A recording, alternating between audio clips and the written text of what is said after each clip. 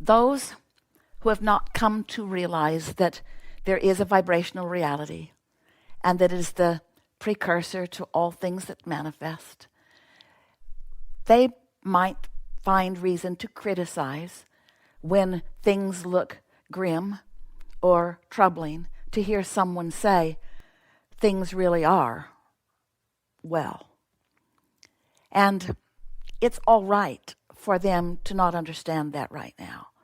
If we were standing in your physical shoes, we would not try to convince anybody of anything, because their path of least resistance is what has them focused right now. And for some, their path of least resistance is anger, because their inner being is calling them forward toward who they really are. And that's a long way from the despair that they might have been feeling. And it's an improvement to them. But it won't help you and it won't help them if you get into a strong conversation with them about a vibrational reality. They may accuse you of fairy tale thinking, and we assure you it is not. But it's hard for some people to believe something that they can't see. And since you are humans who, for the most part, have been focused upon what you can see and hear and smell and taste and touch with your physical senses, we get it that that is the reality that you want to describe and defend. We also want you to know that this vibrational reality is real also. And while it isn't something that you can see or hear or smell or taste or feel with your fingertips, it is something that you can sense. It's what your emotional guidance system is all about. You are closer to tuning to it when you feel what you call positive emotions, and not tuning to it when you feel negative emotions. In other words, you can tell by the way you feel which way you are leaning. And so, you know how when you are headed out on any journey and there is an expanse of distance and time between where you are now and where you believe your destination is, and it's natural to want to stop and take score, to notice where you are, to line up and think about what you want, and then stop and take score to see if your lining up has done any good. Did my positive thoughts improve my situation? I want to take score right now.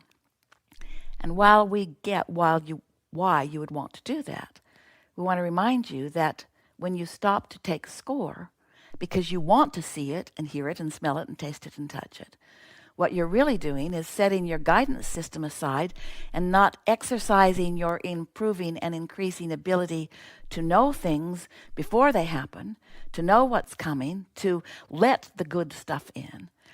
Our favorite words that Esther has found to describe that is to be in the receiving mode of it. Because your tuner's always on, so you are always, your tuner meaning your point of attraction is always on. And the law of attraction is always responding to what your vibrational output is. And so if you are tuned to what is, then you will be a perpetuator for now of what is.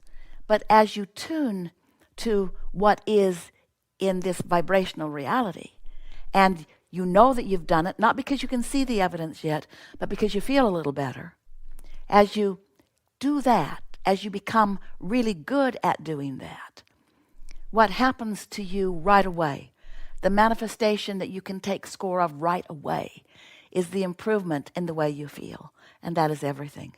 An improvement in the way you feel. That is everything. An improvement in the way that you feel. That is everything.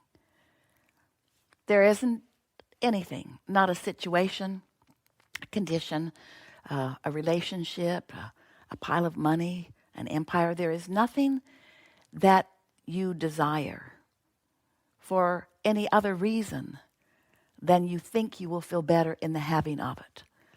And what you have an opportunity to come to know is that you don't have to have it in order to feel it.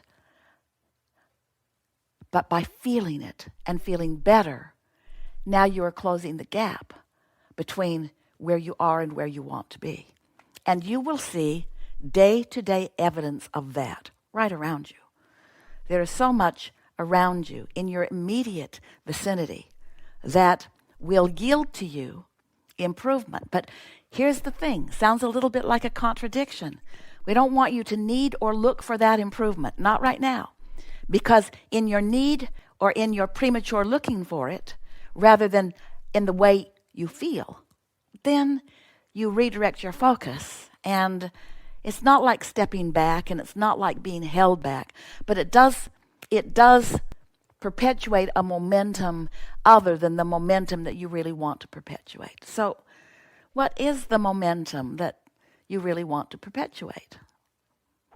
Well, we've been telling you this story for a while, that you are an extension of source energy, and you came into this physical body, and we always like to say splat because it sort of emphasizes the moment in which you emerged here and began to observe, and this physical point of attraction began to really take hold or come into sharper focus as you began to settle into your physical environment and observe it with your physical senses. And as you are observing, just naturally observing your life around you, the people around you, the situations around you, the nature around you, the environment around you, through that exposure to this magnificent leading edge time and space, you are automatically doing the step one that you knew you would do when you decided to come into this environment, this physical environment, into this body and create. You knew that the environment would activate within you clarity of wanted and unwanted. You knew it would help you to focus, and you knew it would be the reason that you would launch rockets of desires. So we call that step one. It's the asking. Life causes you to ask. It just does. You don't have to work hard at it. You are globally asking like never before. It is a magnificent thing to behold. So you are asking. Now step two, that's where non-physical comes in. That's what the vortex is about. That's what the vibrational reality is about. And that's what law of attraction responding to that point of focus, which is the non-physical you, is about. And it makes us say in pointed words, when you ask, it is given. When you ask, it is given. Now, some complain, well, then where is it?